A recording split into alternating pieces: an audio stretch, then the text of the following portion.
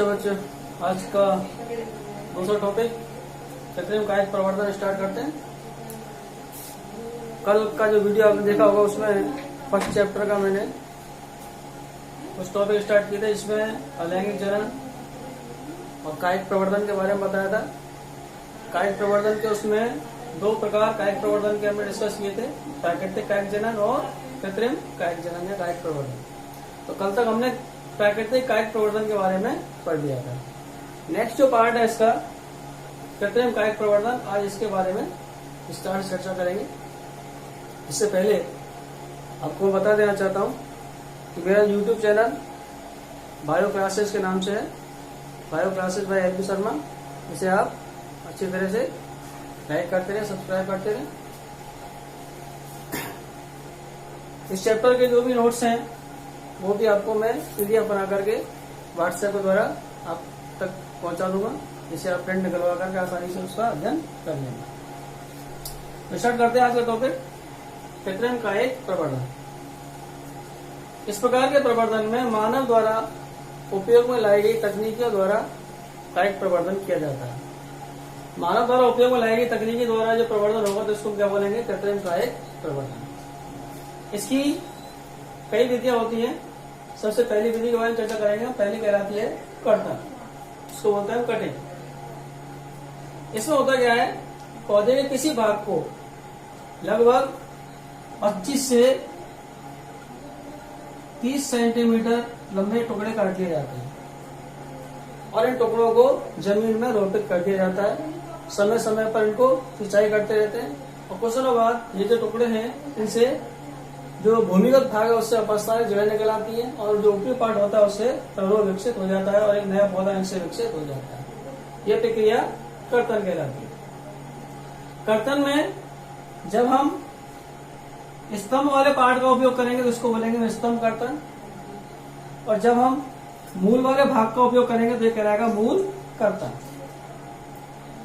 स्तंभ कर्तन में मुख्य रूप से गन्ना, अंगूर, गुलाब, बोगनवेलिया इस प्रकार के पौधों की कटिंग लगा ली जाती है और इनसे नए पौधे पादप या विकसित हो जाते हैं।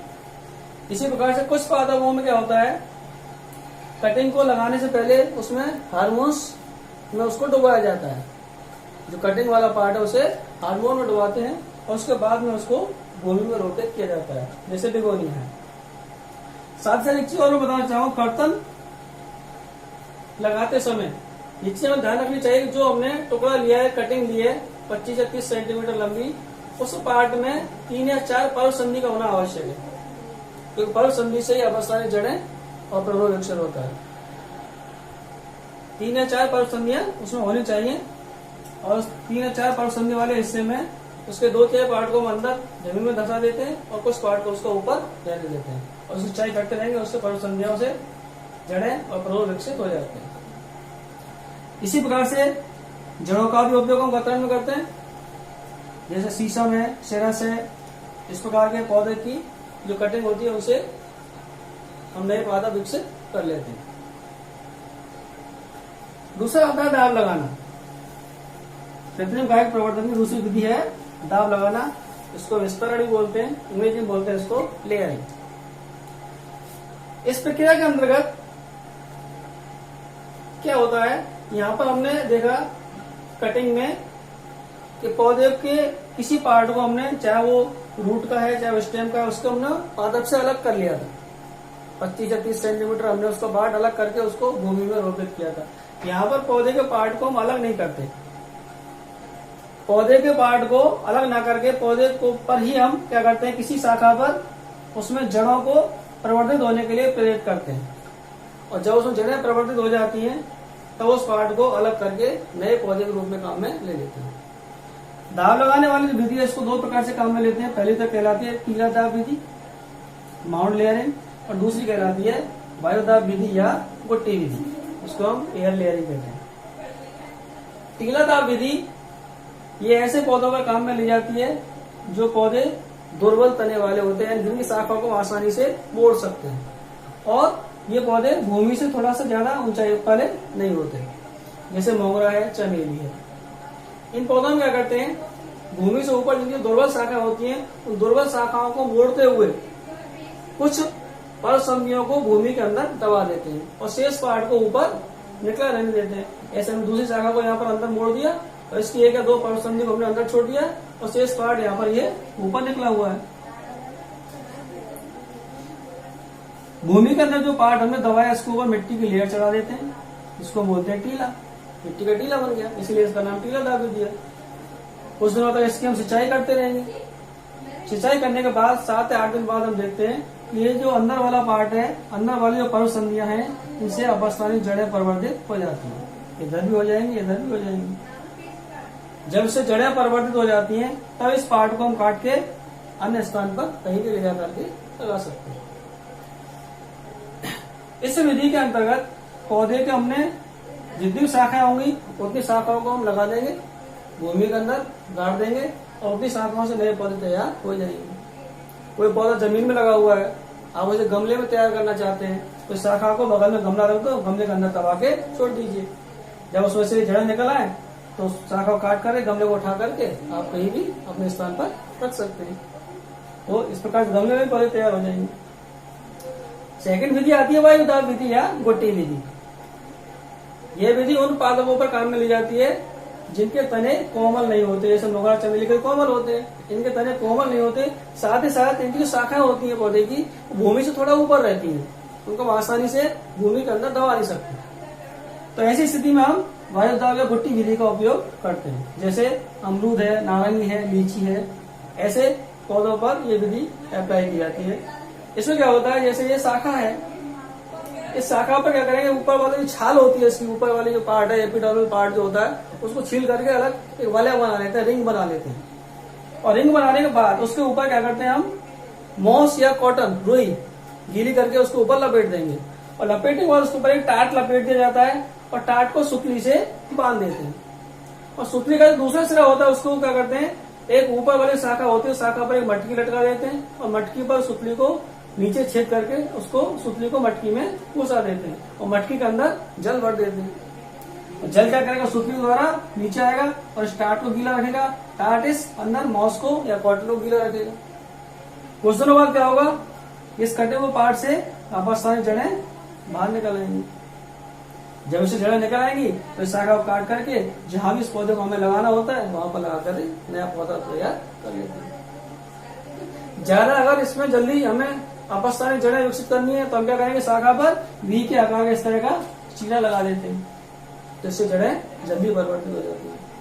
ठीक है, तो इस प्रकार से 2 विधियों को हमने यहाँ डिस्कस किया, कटिंग और लेयरिंग। ठीक है ना, कटिंग 2 प्रकार की होती है, स्टेम कटिंग और रूट कटिंग।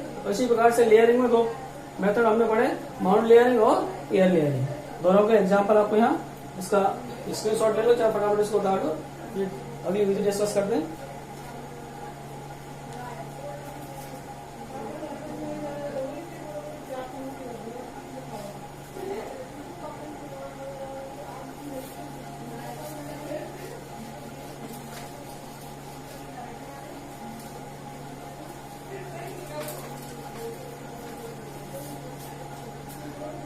कृत्रिम कायिक प्रवर्धन की तीसरी विधि आती है रोपण, इसको बोलते हैं ग्राफ्टिंग।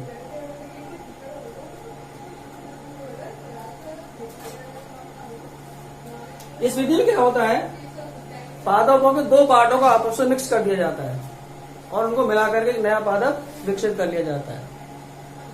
इसमें एक पादप के ऊपर उसी पादप जाति की या उसी भिन्न प्रजाति की कोई शाखा लगा देंगे या 2 भिन्न भिन्न पादपों को या भिन्न भिन्न किस्मों के पादपों को आपस में जोड़ सकते हैं। यह प्रक्रिया कई प्रकार से काम में ली जाती है। जैसे पहला जो टाइप है उसका यह है जीवी रोपण। जीवी रोपण, इसमें क्या होता है, रोपण क्या करते हैं हम, पहले दोबारा से उसको हम रोपण में किसी एक प्लांट है, जैसे ये ए प्लांट है और ये बी प्लांट है, इस ए प्लांट का एक पार्ट हमने यहाँ तिरछा काट लिया, बी को भी इसी आकार में तिरछा काट लिया। ए का जो पार्ट है ऊपर वाला, इसको हम अलग ले लेंगे, ये अलग ले लिया हमने इस पार्ट को। बी का जो ऊपरी पार्ट है उसको यहां से हम लोग हटा देंगे और ए के पार्ट को बी के ऊपरी हिस्से पर उसी प्रकार से जमा देंगे। ये दोनों जॉइंट को समान रूप से काटे हमने, इसलिए आपस में फिट हो जाएंगे और इनको कस करके पॉलीथीन से ढक कर कस करके बांध देंगे। इन दोनों पार्टों को लगाते समय हम ध्यान रखेंगे कि दोनों के पार्टों की जो एधा होती है वो एक दूसरे के बिल्कुल आमने सामने होनी चाहिए। कुछ दिनों बाद क्या होता है, इनकी एधा जो होती है वो एक दूसरे के साथ संयुक्त होकर के वृद्धि करने लग जाती है। इनके संबंध ऊतक है वो एक दूसरे के साथ जुड़ करके इनको भोजन और जल की पर्याप्त पूर्ति करने लग जाते हैं और ये नया पौधा विकसित हो जाता है। यहाँ पर हमने बी पार्ट पर जो मुख्य पौधा था उसको क्या बोलेंगे हम, ये स्कंद कहलाएगा। और इसके ऊपर हमने जो ए का हिस्सा लगाया उसको हम बोलेंगे कलम। ये हिस्सा क्या कहलाएगा, ये कलम कहलाएगा। ठीक है। स्कंद और कलम के व्यास के आधार पर यह विधि कई प्रकार से काम में ली जाती है। जिसमें पहली है जीवी रोपण। इसमें क्या होता है, ये कलम है और ये स्कंद है, इन दोनों का व्यास समान होता है। स्कंद पर हम वी के आकार का चीरा लगाते थे इस प्रकार से, और इसी प्रकार से कलम पर भी ये हम चीरा इसी प्रकार का डेवलप कर लेते हैं। तो इससे पहले जैसे मान लिया पहले पौधा यहाँ तक था ये, तो हमने इसको काट कर इस प्रकार से काट लिया और इस हिस्से को यहाँ से अलग कर दिया। ऐसे ये पौधा पहले यहाँ तक था तो इसको हमने काट के इस तरह से शेप बना लिया। तो वी शेप में काट करके इसको हम दोनों को शेप बना करके और दोनों पार्टों को आपस में इस तरह से जोड़ देते हैं। ये हिस्सा कलम हो गया, ये हिस्सा स्कंद हो गया। अब इनको पॉलीथीन से ढककर और अच्छी तरह से बांध देते हैं। दोनों की संबंध एधा मिलकर के वृद्धि करने लग जाएगी और एक नया पौधा विकसित हो जाएगा। इस प्रकार से जीवी रोपण द्वारा हम ये प्रक्रिया अपनाते हैं। दूसरी जो विधि है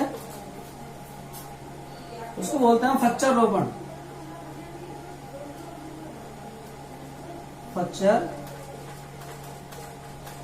रोपण, इसमें क्या होता है,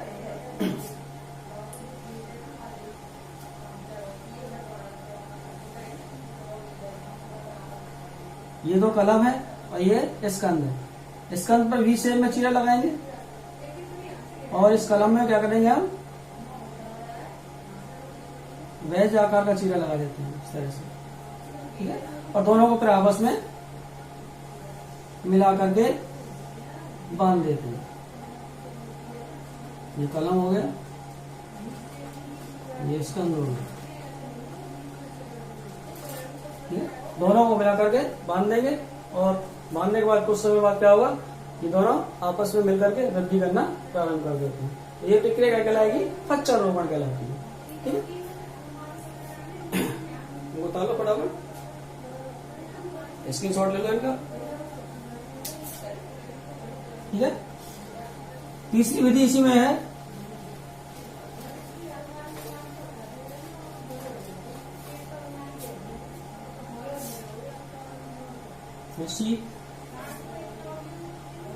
मुकुट रोपण।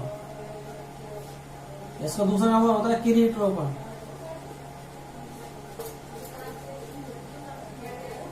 इसमें क्या होता है, स्कंद का आकार बड़ा होता है, ये काफी बड़ा स्कंद है, इसका व्यास काफी बड़ा होता है इस तरह। ठीक है। अब इस बड़े स्कंद पर हम क्या करते हैं, साइड में छोटी छोटी खांचे बना देते हैं। इस तरह खांचे हमने बना दी और इन खांचों पर क्या करते हैं, छोटी छोटी कलम, कई सारी कलम यहाँ पर लगा देते हैं। एक इस खांच में लगा दी, एक इस कांच में लगा दी, एक इस कांच में लगा दी, एक इस कांच में लगा दी। ठीक है। तो इस स्कंद के चारों ओर छोटी छोटी कलम काफी संख्या में लगा दी जाती है। तो लगाने पर ये संरचना कैसी बन जाती है, मुकुट जैसी दिखाई देती है। इसलिए इसको क्या बोलते हैं, मुकुट रोपण या किरीट रोपण कहते हैं। चौथा पार्ट है कलिका रोपण। अंतिम विधि है इसकी कलिका रोपण। कलिका क्या होती है, ये शाखा पर निकलती है कलिका सबसे पहले, जो आगे वृद्धि करके शाखा बनाती है। ठीक है, शाखाओं में शाखा बनती है। तो इस कलिका को हम क्या करेंगे, एक टी आकार का चीरा बनाते हुए इस तरह से बाहर निकाल लेंगे। ये हमने इसको बाहर निकाल लिया टी शेप में बनाते हुए।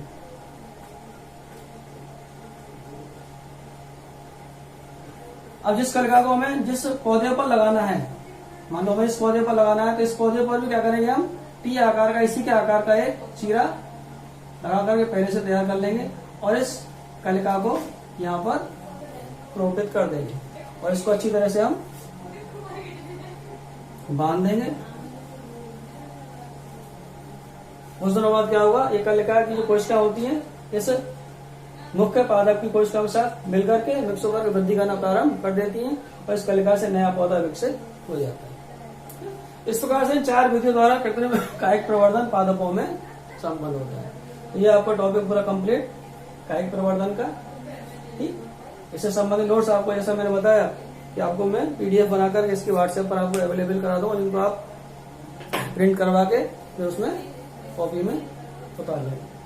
ठीक है, आज तक के लिए इतना काफी।